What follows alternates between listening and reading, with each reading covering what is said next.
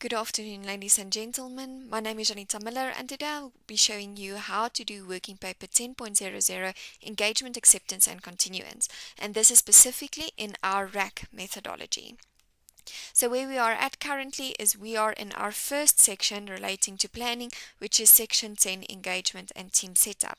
Working paper 10.00 is the first working paper in that section. Engagement, acceptance, and continuance.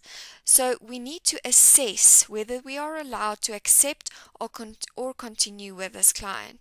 So we're answering a few questions. First of all, you need to indicate whether this is a new or a continuing engagement.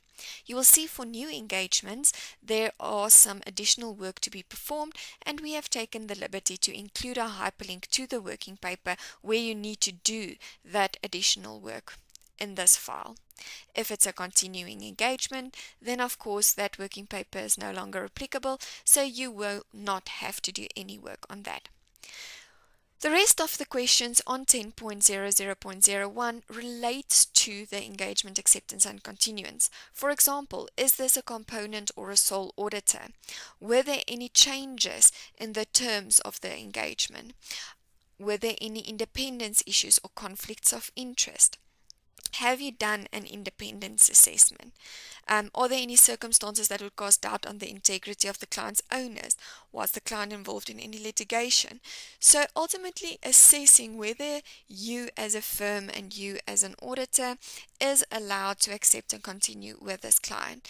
So you work through this document, answer all the questions, and then ultimately you will need to conclude whether you're going to or willing to continue or accept the client. Okay, and then ultimately you just need to indicate to Draftworks that you are going to accept the client. Then sheet 10.00.02 is where you need to indicate whether this company, so whether the client falls under the Companies Act of South Africa. If the client does fall under the Companies Act of South Africa, you will need to do an PI score evaluation, and then working through all the criteria to ensure that you are busy with the correct engagement type. So whether an audit is applicable, an independent review is applicable, and that is done on 10.00.02.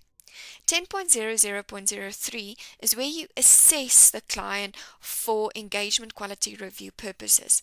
So will an engagement quality review be performed on the client? You obtain the criteria from the firm's quality control manuals and assess this client against the criteria that your firm has established. If an EQR is required, then you need to indicate in the conclusion that an EQR is to be performed, or it's not required, or it will not be performed. 10.00.04 is where you evaluate whether you need to disclose the audit tenure.